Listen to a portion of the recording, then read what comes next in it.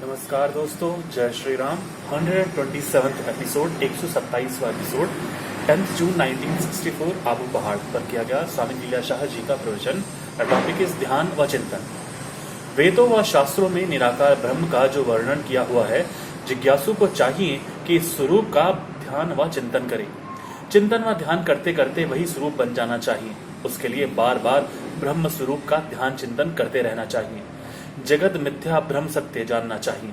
जगत है असत्य, जड़ व दुख रूप, तथा ब्रह्म है सत्य, चित व आनंद रूप।